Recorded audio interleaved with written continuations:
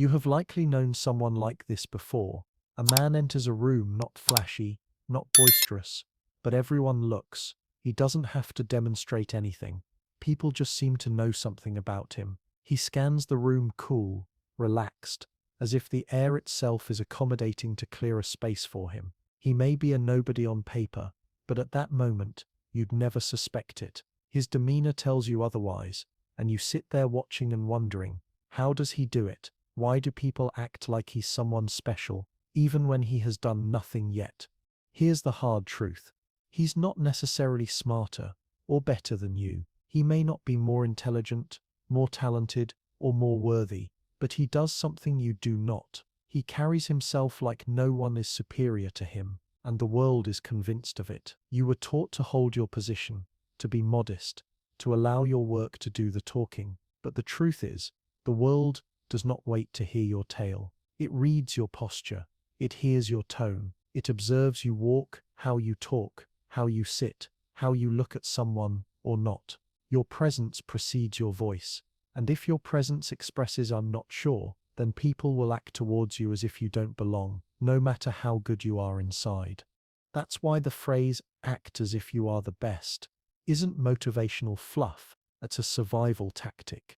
You don't get strong, and then you begin to act like you're worth respecting. You pretend as if you already are worthy, and that's how the doors open. This may sound like drama, and indeed it is, but drama is not untrue. Drama is performance with purpose. When an actor gets on stage, they're not being deceitful, they're arriving whole, committing to the role, and calling others in to believe. That's what you have to do. Because in the drama of life, those who refuse to play are assigned backstage roles, regardless of how extraordinary they are backstage. You may believe the world values competence. It doesn't. It values conviction. The man who strides confidently gets heard even when he's incorrect. The guy who hesitates, even when he's right, gets ignored. People follow energy. They follow clarity. They follow the guy who looks like he knows. Confidence is not something you receive as a reward for winning. It's the shield you wear before the battle starts. It's not a product of success. It's a prerequisite for it.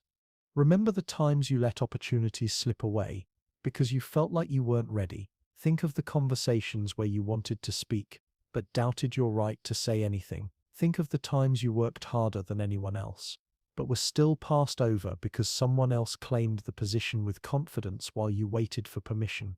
This world doesn't hand out permission slips. It hands out rewards to those who act like they already belong at the table.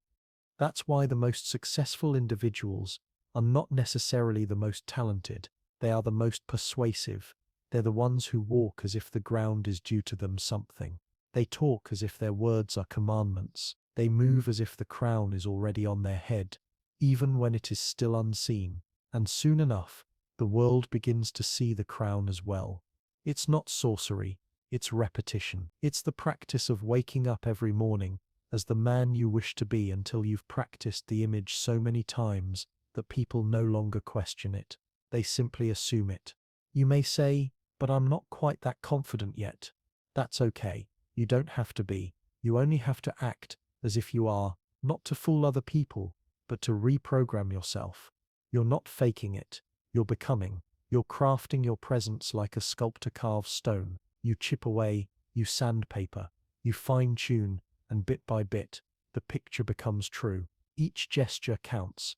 The way you walk into a room, the way you take hands, the way you listen, the way you speak. It's all part of the message you send, and it's not a passive message. It's an active one. It draws people to you or repels them. It says either "I am somebody" or "you can disregard me." Humans do not get too deep. We react to what we can see on the surface, not because they are unkind, but because that is how we are programmed. We do not have time to analyze everybody's soul. So, we act on cues, body language, tone, eye contact, pace, posture, self-assurance. This is not arrogance. This is assumption. If you think you are strong, you will start to walk strong, talk strong, appear strong, and the world will start to mirror that back to you. If you think you are invisible, that you must first prove yourself worthy, that others are superior to you, then you will act accordingly. You will shrink, you will wait, you will apologize for existing. And once again, the world will reflect that back to you. You are not merely existing in the world, you are projecting into the world. And the world is reacting to what you be, what you project, not to your potential, not to your truth, but to your signal. So pretend like you're the best, not to bring others down, but to present yourself to the world that you finally get what no one ever showed you. Power is not awarded, it is presumed, and the person who is bold enough to presume it succeeds. Have you ever asked yourself why some individuals, even though they have nothing very extraordinary to share, still take all the spotlight? They enter a meeting, throw down a couple of vague suggestions, and suddenly everyone nods, listens, agrees. Meanwhile, someone else who maybe has spent hours working out the issue, clarifying answers, preparing meticulously, and yet your words fall gently and perish on the air. It's not your brain power that is missing. It's not your preparation. It's the message you convey the moment you open your mouth or even beforehand. The world doesn't adhere to competence. It adheres to certainty. Humans long for something solid to hold on to. And when you walk and talk as though you're purely certain of yourself, you're that anchor people seek out, even though your thoughts aren't exactly flawless. Confidence is thus not a reward, it's a necessity. If you want to be in charge, you cannot wait to feel thoroughly prepared. You'll never feel thoroughly prepared. No one does. That's the secret. The difference is those who rise, choose to act like they're ready, even when they're terrified inside. That's the lie that becomes the truth. Because each time you act as though you're at the top, people start to think it too. They adapt to your beat. They react to the picture you paint, not the information you hold. That's why you have witnessed mediocre men lead great teams. Why boisterous, arrogant voices monopolize all the space and quiet brilliance is relegated to a footnote. Because the world is a mirror of what you are, what you project, not what you hold. You can be brilliant, perceptive, and powerful, but if your actions send a hint of doubt, folks won't take the time to discover who you truly are. They'll catch the hint and leave. That is why you have to claim the room before the room grants you permission. Enter like you're supposed to be there. Talk like you already have your seat. Project like you have nothing to prove, because the second you attempt to prove something, you send a message that you're not as strong as you say you are. Even hesitation is a message. A pause in reply, a nervous chuckle, slouching. These are small energy leaks that tell the room, I don't know if I'm sure of myself. And people sense that right away. And since humans are intensely programmed to obey strength or the appearance of strength, they start to reframe you. They demote you a rank. They accept your advice with reservation. They push your limits with greater impunity. They challenge your views more frequently, not out of malice, but because this is how the human mind works. We believe what we can sense. We do what we can feel, and confidence, authentic or faked, is perhaps the strongest emotional cue there is. It has gravity. It attracts. That's why you should never wait to be applauded before you walk like a champion. Never wait to be confirmed before you walk tall. Never wait for your opportunity to make your voice heard. Take it. Each hesitation is a sign to someone else that they can take your moment. This has nothing to do with being loud. It has to do with being certain. Even your silence can hold sway if you decide on it, consciously, when you occupy a space, and speak little but make eye contact. Sit up straight and project confidence. People start to question what you're thinking. They lean in. They listen because silence, when combined with confidence, becomes mystery, and mystery is attractive. But silence without presence, that's invisibility. You have to know the difference. When you enter a room, your initial job is not to tell them what you do, it's to fill it up completely with your spine, your footsteps, your breathing, your eyes, with your energy.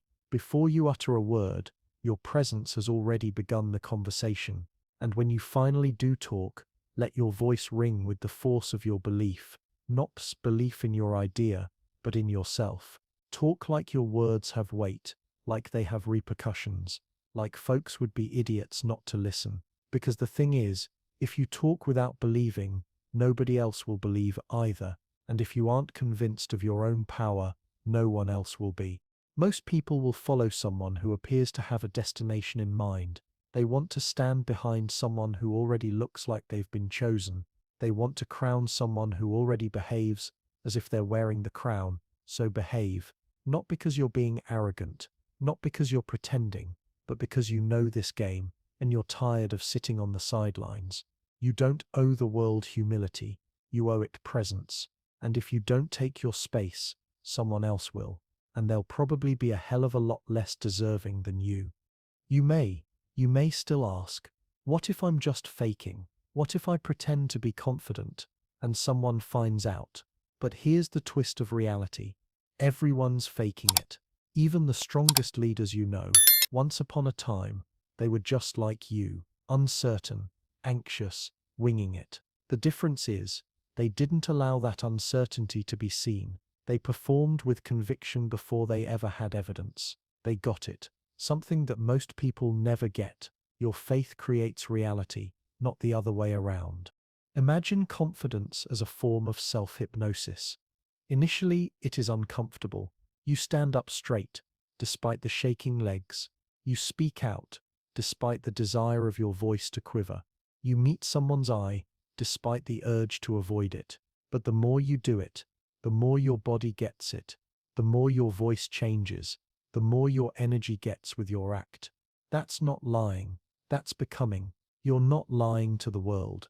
You're instructing it in how to treat you, and you're instructing yourself on who you're becoming. Because every day you act like a man of worth, you come to feel like it, and the moment you feel like it, other people do too. This is how legends are created, not on truth, but on consistency. The world does not promote the most gifted, it promotes the most consistent signal. If you send the same message every day, people will eventually believe it. They cease questioning, they repeat it, and soon your myth becomes your identity. You've witnessed it. A man enters a room with quiet confidence.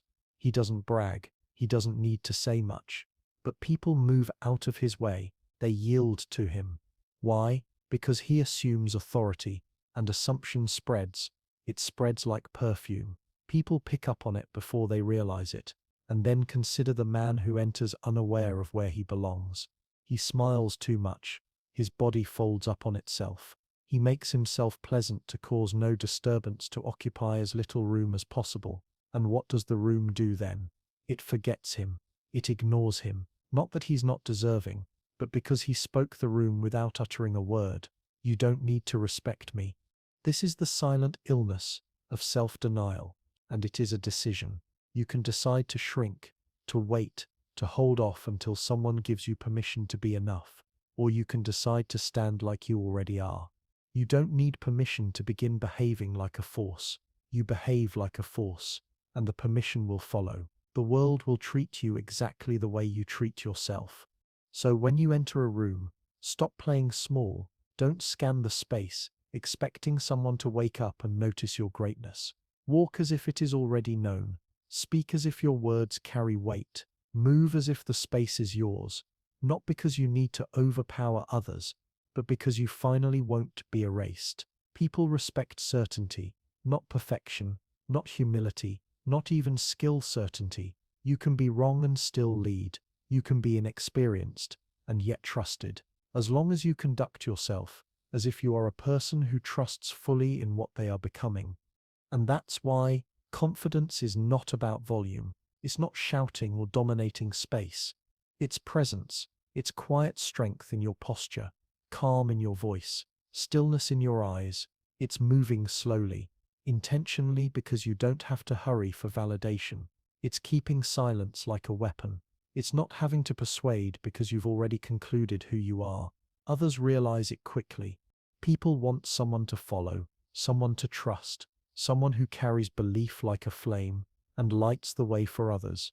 And when they sense that energy in you, they start to organize around it. Not because you forced them to, but because they were waiting for someone like you to appear. So don't wait. Don't keep asking yourself if you're ready. Readiness is a myth. Nobody is ready. The most powerful people you are likely to meet were bold enough to take action before they were sure. They leaped, and learned how to land while in the process of descending. That's your work now. Not to refine your image, but to select it. Not to wait for evidence, but to take your place. Not to apologize for you, but to broadcast yourself with soft strength, because if you don't, someone else will define you, and they'll tell your story in a way that serves theirs, not yours. That's the danger of silence. That's the price of doubt. You can either instruct the world about who you are, or you can allow the world to define you by how unsure you appear. You've likely heard the phrase, fake it till you make it. But that's not it. You're not faking. You're becoming. You're rehearsing power like a musician rehearses instrument, not pretending to know but committing to learn by doing over and over again until the movements, the voice, the posture, the energy, they're not an act anymore, they're you. And when you get to that point, when you've worn the crown so long it no longer feels heavy, people stop questioning, they stop testing, they start assuming what you assumed long ago. You are the one who commands, the one who counts, the one who deserves to be on top. The irony is harsh, but great power does not go to the best. It goes to the one who thinks he is the one who behaves like the best, the one who shines without apology, that nobody is superior to him, not because he despises others, but because he finally ceased to doubt himself. You are not in competition with who is nicer or smarter or harder working. You're in a game of perception, and perception distorts reality. If you walk like you're invisible, you will be. If you talk like you're uncertain, you will be challenged and disregarded.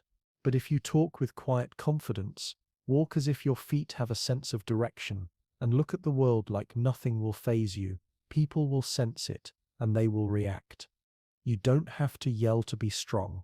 You don't have to control to guide. You don't even have to have all the answers. What you do need to do is shed the tendency to ask for permission to breathe. Stop waiting for someone to see your potential. Stop waiting for someone to call on you. Stop shrinking your presence for someone's comfort. If they don't like your greatness, let them squirm. That's not your problem anymore. Power is not a prize given out by impartial judges. It's a mirror. It reflects whatever you project. If you project fear, it gives you rejection. If you give confidence, it provides opportunity. You're not merely strolling through existence. You're proclaiming yourself with each step. And each time you enter a room, each time you talk, each time you're either silent or you act, you're sending a message. This is who I am. This is how I want to be treated. So I ask you, what have you been transmitting? Have you been behaving like a man who is still waiting to be good enough, or a man who already knows he is? Have you been moving like someone uncertain of his value, or someone who has the confidence of the world owing him notice? Because that response, not your talent, your CV, or your goodwill, is what decides how the world is going to treat you. If you think you are a background actor, the world will never make you a star. If you behave as if your voice does not count, others will no longer listen to you. But if you think you are needed, if you walk as if you are worth it, then others will adjust to that vibe. They will accept what you accept, because self-confidence, when practiced with consistency, turns into fact. You don't get to control every moment. You don't always get the result you desire, but you do get to control how you arrive. And when you arrive with confidence, people notice. When you enter a room and your energy speaks before you do something, changes. That change is what makes the forgotten into the unforgettable. The sheep become the wolf. The one who waits becomes the one who decides. So, here is the truth that stops argument. You don't become powerful by chance. You become powerful by taking power over and over and over again, until it becomes impossible to view you as anything else. The man who walks with the confidence that he is best isn't holding out for approval. He isn't holding out for validation.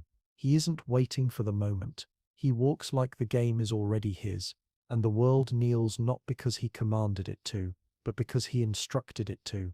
So now it's your turn. No more shrinking, no more explaining, no more hoping. From this point forward, walk like no one is greater than you, not because you have something to prove, but because no one will believe it till you do. Power is not bestowed, It is taken, and whoever ventures to take it first commands. Now answer me. Who will you be the instant this is over? The man who waits hesitates, apologizes,